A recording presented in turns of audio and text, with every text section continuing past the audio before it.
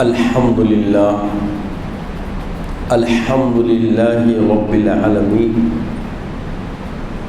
والعاقبۃ للمتقین والصلاة والسلام علی سید الانبیاء والمرسلین وعلى آلہ وصحبہ وازواجہ واہل بیتہ وعبادہ اجمعین دائما ابدا الی یوم الدین.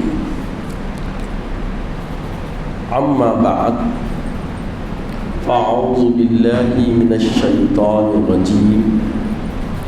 بسم اللہ الرحمن الرحیم. بل تؤثرون الحیاة الدنیا والآخرة خیر وأبقى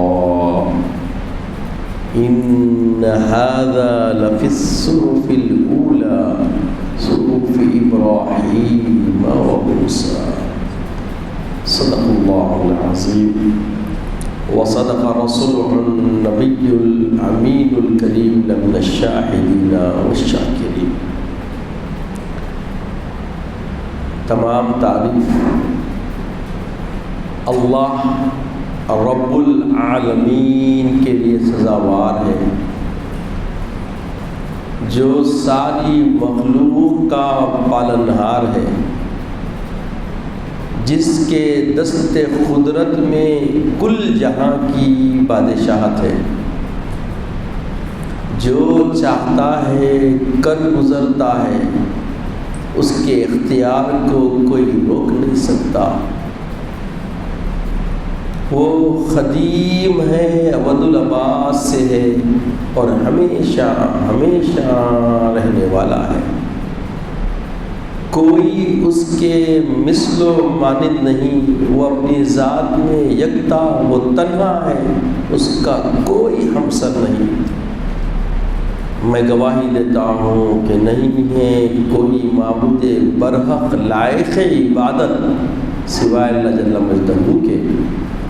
اور میں یہ بھی گواہی دیتا ہوں کہ محمد عربی صلی اللہ تعالیٰ علیہ وآلہ وسلم اللہ کے بندے اور خاص رسول ہیں. صلاۃ و سلام نازل ہو ہمارے آقا نامدار حضور تاجدار محمد عربی صلی اللہ تعالیٰ علیہ وسلم پر، آپ کی آل پر، آپ کے اصحاب پر. بزرگان دین، برادران اسلام، الحمدللہ ہم نے اللہ رب العزت کی عبادت، اس کے امر کی پابجائی میں اور اس کی رضا طلبی اور اس کی خوشنودی حاصل کرنے میں ایک ماہ گزار کر ایک عشرہ گزر گیا شوال کا، اور دوسرے عشرے میں ہم نے اللہ کی توفیق سے سانس لینا شروع کیا ہے. یہ زندگی کے لمحے در لمحے ہمارے لیے قیمتی گوہر ہے. اگر ہم اپنی تخلیق کے مقصد کو سمجھتے ہوئے اور اس کی مقصدیت کو پورا کرنے کی جد و جہد، کوشش، کاوش، ارادت میں گزارتے ہیں تو ہمارا ہر لمحہ کامیابی کی راہ اور کامیابی کی سیڑھی طے کرتا ہوا اپنے منزل مقصود کی طرف رواں دوا ہے. اور جہاں کہیں غفلت آ گئی تو خسارہ بہت بڑا ہے. اللہ جل مجدہ فرماتا ہے ان الانسان لفی خسر، بے شک انسانیت خسارے میں ہے. اور اس خسارے سے نکلنے کی راہ کیا ہے تو بتایا گیا وہ لوگ جنہوں نے ایمان لایا، الا الذین آمنوا، اور ایمان لانے کے بعد عاملوا الصالحات، نیک عمل کرنا شروع کیا. صالح عمل، اور صالح عمل کیا ہے؟ جس میں رب کی خوشنودی ہے، خالق کی رضامندی ہے، مخلوق کی درد مندگی اور خیر خواہی ہے. اور اس کے محبوب صلی اللہ تعالی علیہ وسلم کی رضا اور ان کی اتباع ہے۔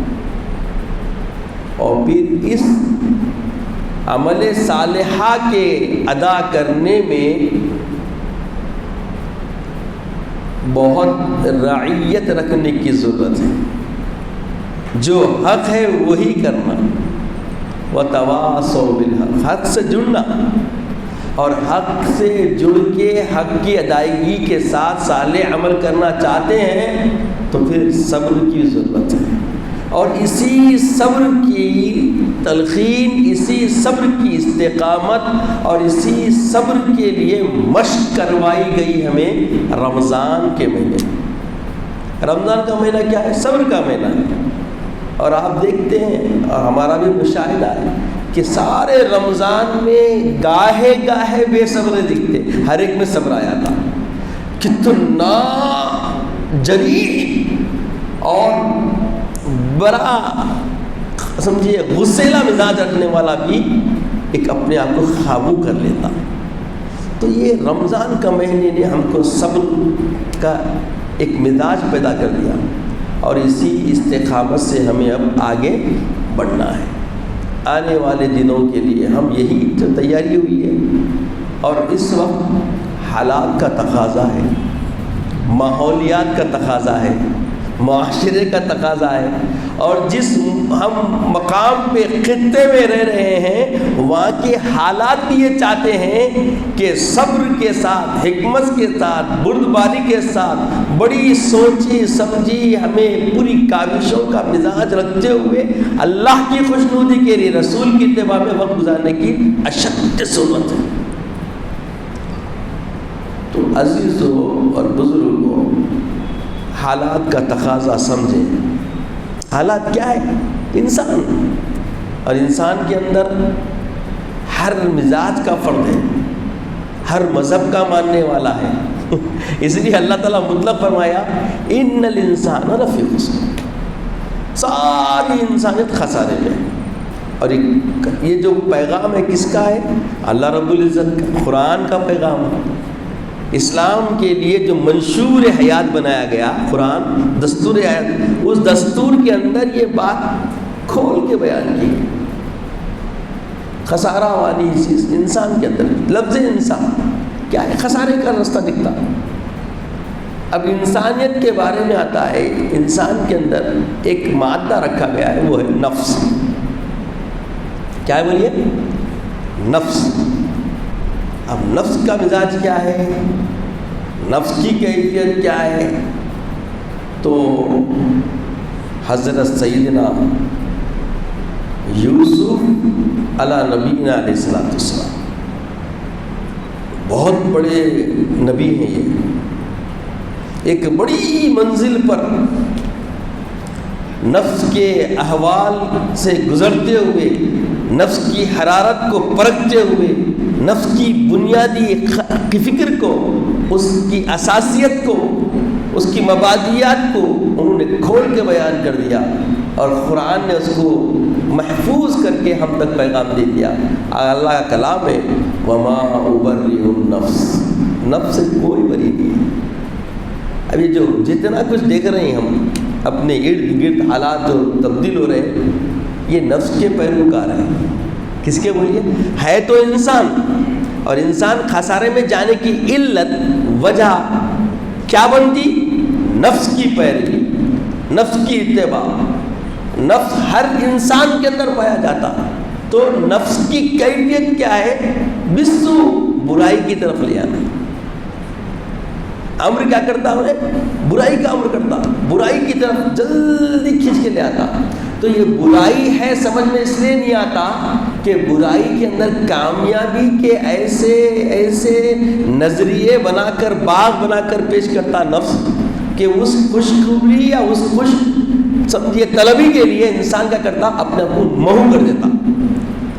تو اس نفس سے آزاد ہونا ہے، اس نفس پرستی سے آزاد ہونا ہے، اس نفس کی کیفیت سے آزاد ہونا ہے۔ تو فکر کی دی گئی کہ جو نفس پرستی سے رک گیا، نہن نفس عن الماوا، اصل تو اس کے لیے آخرت ہے. اس کے لیے کیا کرنا پڑتا؟ اپنے آپ کو روکنا پڑتا. اور روکنے کے لیے، تربیت دینے کے لیے ابھی ہم رمضان کو گزارے. رمضان میں یہی تو ہوا. جتنے نفس کے پیروکار تھے، نفس پرست تھے، سب اپنے آپ کو قابو کر کے اللہ کے حوالے کر دیے تھے. اور اللہ کے حوالے کیسا کرے؟ جب حوالے کرے بول کے جو کبھی خیرات دیتے نہیں تھے، ان کے ہاتھ خیرات کی طرف بڑھ رہے تھے نہیں تھے. جو کبھی اپنے رشتہ داروں کے آنے پہ چہروں پہ مسرت نہیں رہتی تھی، وہ افطار کی دعوتیں دیکھ دیکھ کے خوش ہوتے نظر آتے. ٹریننگ ہوئی پوری ہے انسانیت کی بقا کے لیے.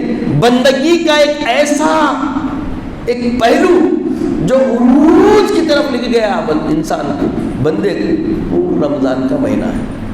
رمضان کا مہینہ ایسی مشق کروایا، ایسی ہماری تطہیر فرمایا کہ اب اسی کی بقا میں ہمیں آنے والے اوقات، حالات کو گزارنے کی کوشش کرنا ہے. جو فیض ملا ہے رمضان سے، تربیت جو ملی ہے، اس کی اب بقا رکھنا ہے 11 مہینے تک. پھر رمضان اگر ہماری زندگی وفا کری تو ملاقات ہوگی. اب مگر جتنا کام ہم کیے ہیں اللہ کی بارگاہ میں مقبول ہونے کی دعائیں کرنے کے ساتھ، جو ہم نے اللہ سے اپنے آپ کے لیے مانگا ہے، وہ نعمتیں اگر حاصل کرنا چاہتے ہیں تو اسی طریقے کی روش، وہی طرز زندگی، وہی منہج، وہی طریقہ جو ہم رمضان میں قائم کر لیے تھے اپنی زندگی پر، اس کو لے کے چلنا ہے.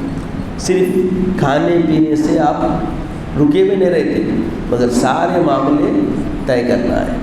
پنجگاہ نماز کے پابند رہنا، لوگوں کو دھوکہ نہیں دینا، جھوٹ نہیں بولنا. مشکل میں ہے تو اس کی مشکل کو سمجھ کے اس کے لیے معاون، مددگار بننا. تعاونوا علی البر والتقوی ولا تعاونوا علی الاثم والعدوان. یہ عمومی ایام کے لیے بتایا گیا کہ اگر کوئی ہے نیک کام ہے تو فوری اس کے مددگار بن جاؤ، معاون بن جاؤ. تعاونوا علی البر، نیکی کام میں تعاون کرو ایک دوسرے کا. ولا تعاونوا علی الاثم والعدوان، گناہ کے کام میں، دشمنیوں کے کام جو ہو رہے ہیں اس میں مددگار مت بنو. ولا تعاون مت کرو گناہ کے کام میں، اسم کے کام میں گناہ کے کام میں، عداوت کے کام میں عدل. تو آج اب دیکھ رہے ہیں آپ عداوتوں کا بازار گرم ہو رہا. عداوتیں کیسی ہو رہی؟ نسلی عداوتیں. نام کچھ اور دیا جا رہا، کام کچھ اور کیا جا رہا، اور یہ سب جانتے ہیں حالات کیا ہو رہے ہیں. تو ہم کو ایک دوسرے کے معاون بننا ہے، مگر کیسے؟ راسخانہ انداز میں. کس میں بولیے؟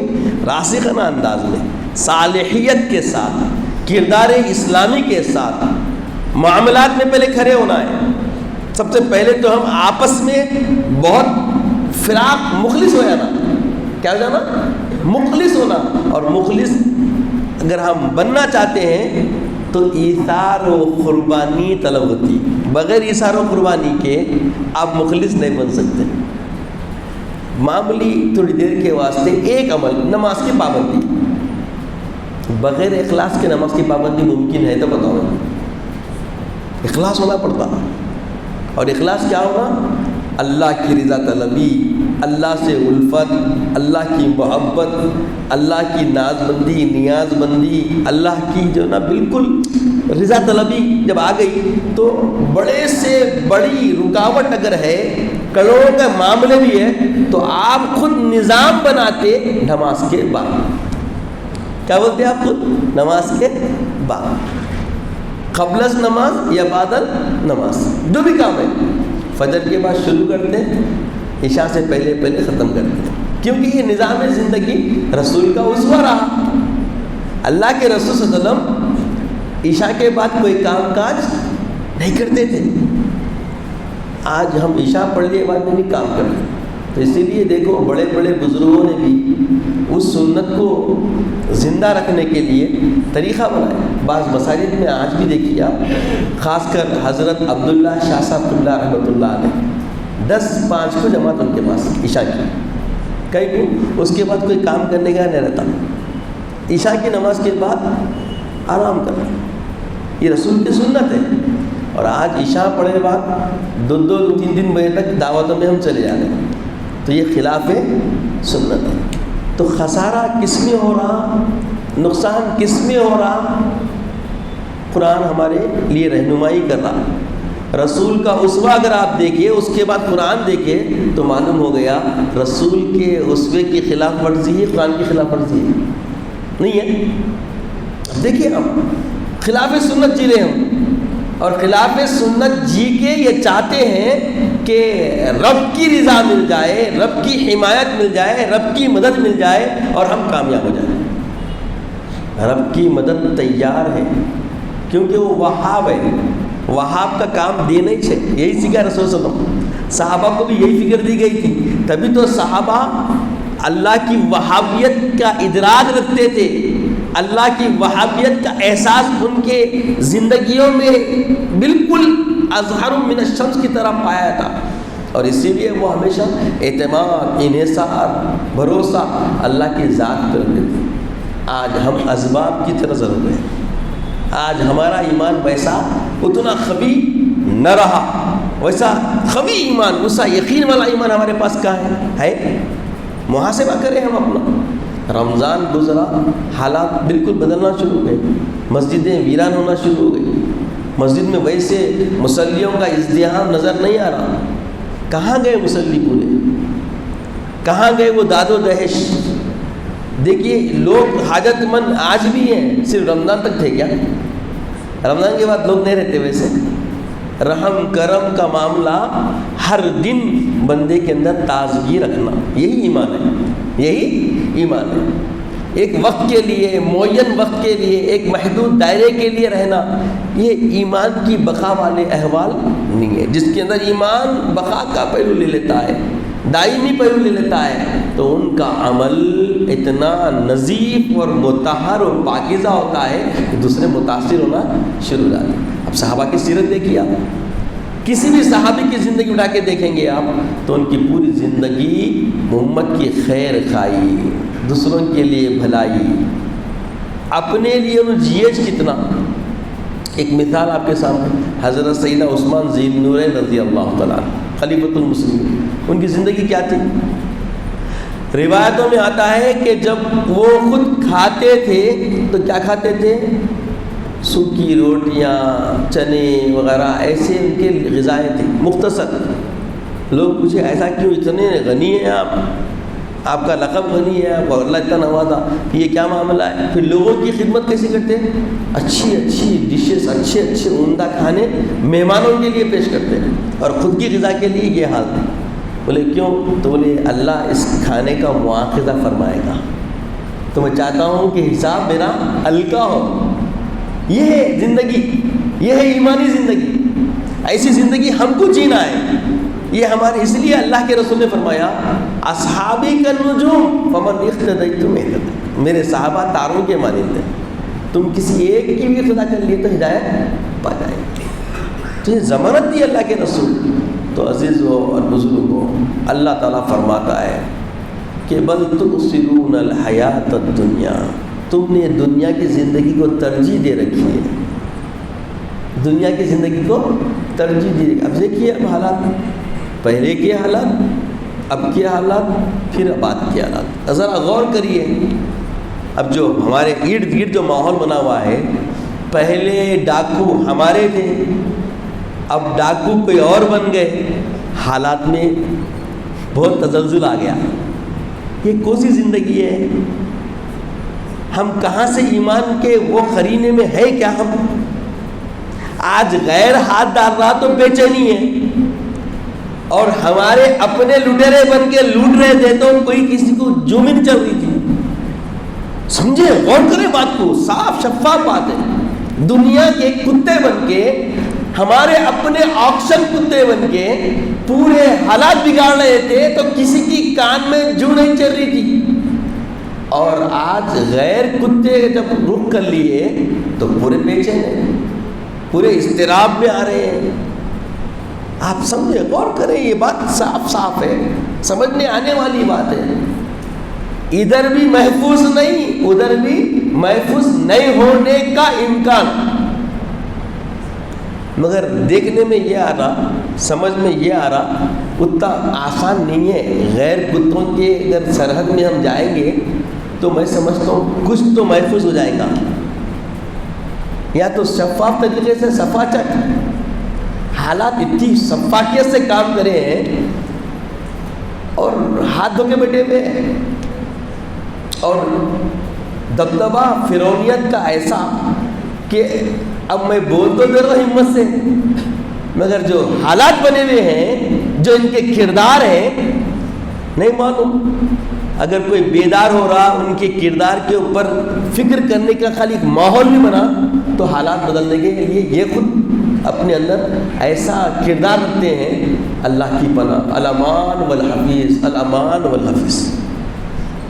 بات سمجھیں، آج ہر طرف سے نمائندے اٹھ رہی، ہر کوئی بول رہا، تو تعجب اس بات کا ہے کہ عقل چرنے گئی بولتے، پہلے بچپن میں سنتے تھے عقل چرنے گئی بولے تو بات سمجھ میں نہیں آتی تھی، اب جب سفیدی آ گئی تو سمجھ میں آ رہا کہ ارے عقل یہ چرنے گئی تھی، اب تک چل رہی تھی، اب جاگی۔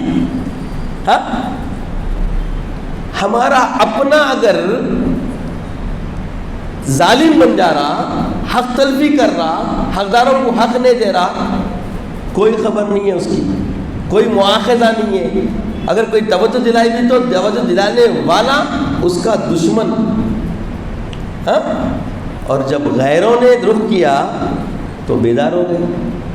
حالات کیا سے کیا ہو جا رہے ہیں، وہ چاہتے یہی ہے۔ دیکھیے ہماری عورتیں، ان کا کام کیا ہے بولیے، سڑکوں پہ آ گئی، گرفتاریاں دے رہی ہے، تو کیا ہے، اس سے حل ہوگا مسئلہ؟ کچھ عقل ہے؟ تو یہی بول رہے، بل تؤثرون الحیات الدنیا، ارے تم تو دنیا کو ترجیح دینے والے بن گئے، اور دنیا کو ترجیح دینا بیوقوفی ہے۔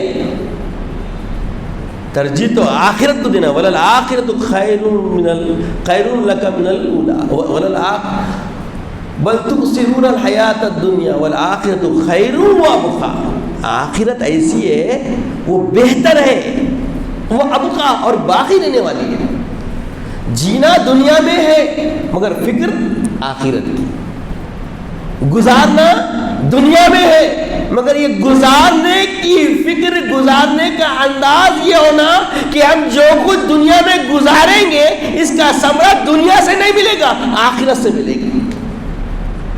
دنیا اس انداز میں ہمیں گزارنا ہے، دنیا اس طرز میں ہمیں گزارنا ہے کہ یہ گزارنے کا صلہ ثمرہ ہم کو آخرت میں اللہ دے گا، اور یہ یقین ایمان والے کو ہوتا، محمد رسول اللہ کی رسالت کو ماننے والے کو ہوتا، اور رسالت کے علمبردار، رسالت کے ماننے والے بل تؤثرون میں پڑے ہوئے، ترجیح دنیا کو دے رہے ہیں۔ دنیا کو ترجیح دینا کامیابی نہیں بتائی گئی، بلکہ دنیا میں آپ کو آخرت کی فکر میں کیا کرنا ہے، کھیتی کرنا ہے، آخرت کی کھیتی دنیا میں کرنا ہے، کردار سے، معاملات سے۔ معاملات اور کردار نماز سے بڑھ کر ہے، نماز معاف ہو سکتی، وہ غفار ہے کیونکہ نماز اللہ کا حق ہے، کردار اور معاملات مخلوق کا حق ہے، اور مخلوق کا کوئی حق مارتا ہے تو خالق اسے معاف نہیں کرتا، چاہے رہبر بن کے رہزن بن یا رہزن بن کے رہزن بن، کسی بھی حال میں معافی ملنے والی نہیں ہے۔ حالات ایک دم کیا سے کیا بنا دیے گئے، واویلا کبھی کو ہو رہا یہ سب، جب نہیں سوچے، ہاں جب کوئی سوچ چل رہی تھی، آنکھیں بند رکھ کے بلی دودھ پی تو کوئی نہیں دیکھ رہا، یہ کہاوت ہے نا۔ حالات غلط ہے، اگر ہمیں واقعی کامیاب ہونا ہے تو ہر حالات میں، ہر معاملات میں فکر آخرت لانے کی ضرورت ہے، فکر آخرت لانے کی ضرورت ہے۔ آج اکثر حالات بدل سکتے ہیں، اسلام میں ناممکن کچھ بھی نہیں ہے۔ ماضی میں کئی مثالیں ملتی، ماضی میں کئی مثالیں ملتی، بس ہمیں اپنی حقیقت کو سمجھنے کی ضرورت ہے. جہاں ہم اپنے آپ کو سمجھ گئے، جہاں ہم اپنے آپ کو تیار کر لیے، اپنا محاسبہ کر کے اپنے مقصد زندگی کو سنوار لیے، بس آپ کامیاب ہو گئے. اور مقصد زندگی کیا ہے؟ وَلَلْآخِرَةُ خَيْرٌ وَأَبْقَىٰ. بس آخرت کی زندگی کی فکر کرنا ہے اور آخرت کی بقا والی زندگی اپنے آپ کو تیار کرنا ہے.